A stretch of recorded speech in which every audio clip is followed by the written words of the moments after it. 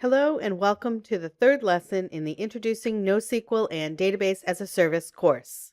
This third lesson introduces you to the concept of database as a service along with several important considerations for choosing a database technology. This lesson differentiates your database hosting options and examines the relevant factors and considerations to determine an appropriate data layer. First, consider the types of questions you need to ask your database and how long you are willing to wait for answers. If you have a web or mobile application that requires interactive responses, then you will want to use a database that aims to be an operational data store. NoSQL databases may be a good choice. If your application requires data warehousing for batch analytics, then often a relational database or Hadoop-based technology would be a better fit.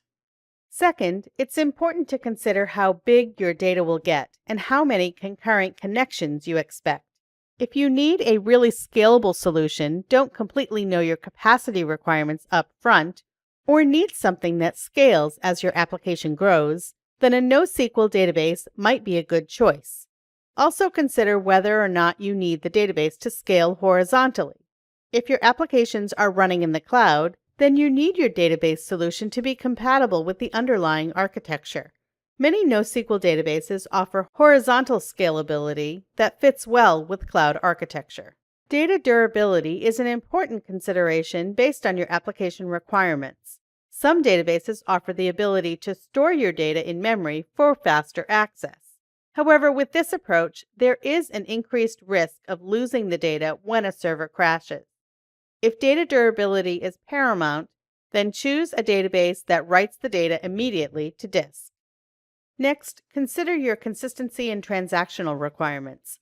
Relational databases provide strong consistency and transactional rollback capabilities, and would be a good choice if you have a use case that requires these traits. Other considerations relate to your availability, replication, and geolocation requirements.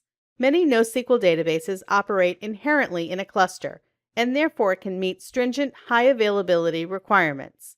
Data replication is an important feature to achieve disaster recovery objectives by storing the data in additional data centers and allowing for syncing to application clients for offline access. A few, but not all, NoSQL databases are built to handle these complex replication scenarios while avoiding data corruption. Flexible schemas are a common trait amongst many NoSQL databases. If you require a flexible schema for rapid development, where your data model may change over time, then you will often want to go with a NoSQL database for your application. Many of them require no database downtime while making schema changes, making development easier and faster. It's important to assess the skill sets of those developing the application and administering the database and servers.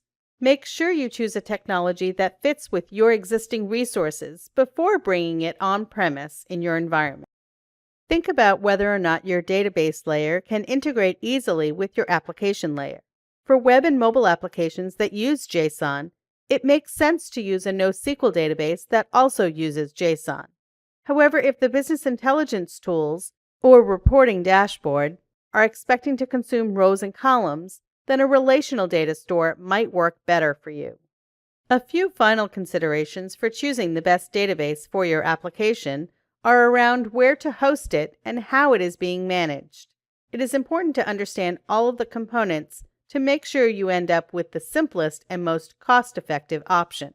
In a traditional do-it-yourself scenario, you will own the setup of the underlying hardware and operating system, installation and configuration of the chosen database management system, overall administration including patching and support, and of course how the application data is designed.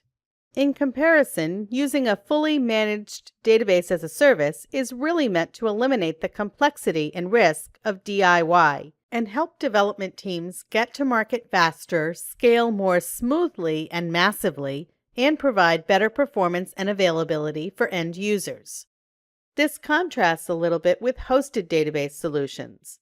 A hosted database solution means the provider is choosing what hardware your database runs on and they're provisioning it for you. So at the end of the day, they're handing the administrative keys over to you, and it's really up to your team of database administrators to keep things scaling and running smoothly. That can end up being a distraction for developers and result in overhead costs that most companies don't want to bear these days.